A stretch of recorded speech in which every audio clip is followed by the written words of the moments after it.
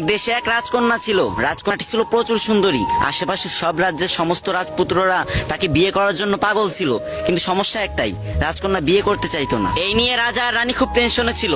রাজকন্যাকে অনেক বোঝানোর পর অবশেষে সে বিয়েতে রাজি হলো, কিন্তু বলল আমার একটা শর্ত আছে। আমি যে ছেলেকে পছন্দ করব তাকে আমি একটা পরীক্ষা দেব। পরীক্ষাটি হলো সে 3 দিন 3 রাত একটানা ঘুমাইতে পারবে না। সে যদি এই পরীক্ষায় পাশ করে তাহলে তাকে আমি বিয়ে করব, আর যদি ফেল করে তাহলে তাকে আমি কঠোর থেকে কঠোরতম শাস্তি দেব। তারপর রাজা মেয়ের কথা মতো পুরো রাজ্যে ভেড়া পিটিয়ে দিলেন। তারপরের দিন রাজসভায় অনেক ছেলে এসে উপস্থিত হলো।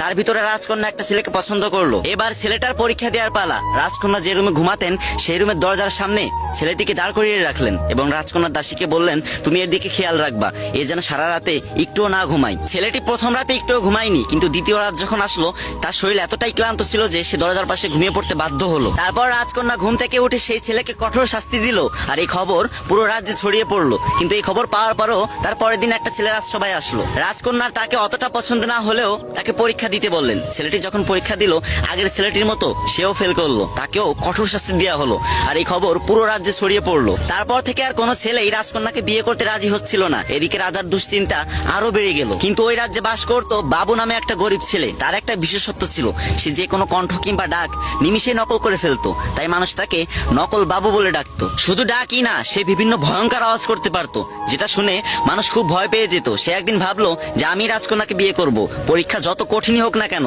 আমাকে পাশ করতেই হবে। পরের দিন বাবু সবাই গিয়ে রাজকন্যাকে বিয়ের প্রস্তাব দিল।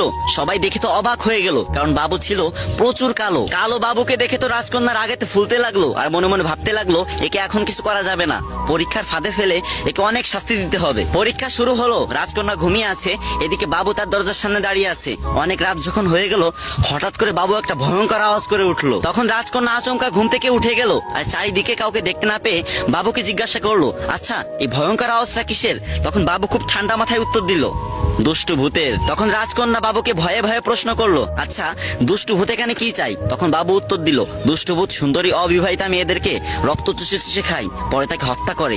এই দুষ্টু ভূত আগে অনেক মেয়েকে হত্যা করেছে, কিন্তু তুমি কোনো চিন্তা করো না, আমি খুব সাহসী, আমি এসব ভূত টুত ভয় পাই না, তুমি ঘুমিয়ে পড়ো তো। তখন রাজকন্যা ঘুমাতে পারছিল না, তাও অনেক চেষ্টার পর আবার একটু চোখ বুঝলো। এবার বাবু বিকট একটা রাক্ষসের আওয়াজ করলো, আর রাজকন্যা লাফ দিয়ে ঘুম থেকে উঠে বলল এবার কিসে আওয়াজ করলো? তখন বাবু বলল ওই ভূতের সাথে মনে হয় কিছু রাক্ষসও এসেছে। আসলে অনেকদিন সুন্দরী অবিবাহিতা মেয়েদের রক্ত চুষে খায়নি তো, তাই মনে হয় তোমার ঘ্রাণ পেয়ে এখানে চলে এসেছে, কিন্তু তুমি কোনো চিন্তা করো না, আমি আছি না। তবে সাবধান, ওদের বিষয়ে কাউকে কিছু বলবা না, যদি বলো তাহলে ওরা মানুষের রূপ ধরে তোমাদের ঘরের ভিতর ঢুকে তোমাদের সর্বনাশ করে দেবে। সেদিন রাতে আর রাজকন্যা ঘুমাতে পারলো না। তার পরের দিন সারাদিন কিছু খেলো না, শুধু বারবার চিন্তা করতে লাগছিল আমার কি হবে। রাজা রানী এবং অনেকেই তাকে অনেক কিছু জিজ্ঞাসা করলো, কিন্তু সে কিছুই ভয়ে বললো না। তারপর যখন রাত হলো তখন সে ঘুমাতে আসলো। যখন রাজকন্যা চোখে একটু ঘুম আসলো তখন বাবু ভয়ঙ্কর একটা চিৎকার করে উঠলো। তখন রাজকন্যা বললো এই তুমি আমার রুমের ভিতরে আসো। তখন বাবু বলল মানে কি, আমি কারো রুমের ভিতরে যেতে পারবো না। তখন রাজকন্যা তাকে অনুরোধ করতে লাগলো আর বলল আসো না প্লিজ। অনেক অনুরোধ করার পর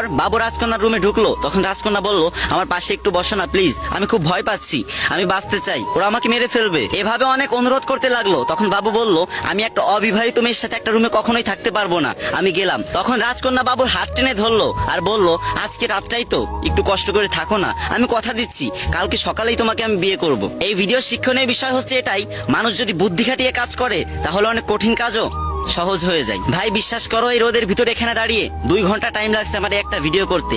কয়েক সেকেন্ড সময় নিয়ে কয়েকটা কপি লিঙ্ক আর একটা কমেন্ট করে যাইবা, জোর করতেছি না। যদি এক দেশে এক রাজকন্যা ছিল। রাজকন্যাটি ছিল প্রচুর সুন্দরী। আশেপাশের সব রাজ্যের সমস্ত রাজপুত্ররা তাকে বিয়ে করার জন্য পাগল ছিল, কিন্তু সমস্যা একটাই, রাজকন্যা বিয়ে করতে চাইতো না। এই নিয়ে রাজা আর রানী খুব টেনশনে ছিল।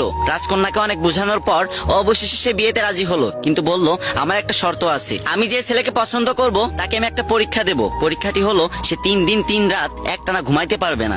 সে যদি এই পরীক্ষায় পাশ করে তাহলে তাকে আমি বিয়ে করব, আর যদি ফেল করে তাহলে তাকে আমি কঠোর থেকে কঠোরতম শাস্তি দেব। তারপর রাজা মেয়ের কথা মতো পুরো রাজ্যে ভেড়া পিটিয়ে দিলেন। তারপরের দিন রাজসভায় অনেক ছেলে এসে উপস্থিত হলো।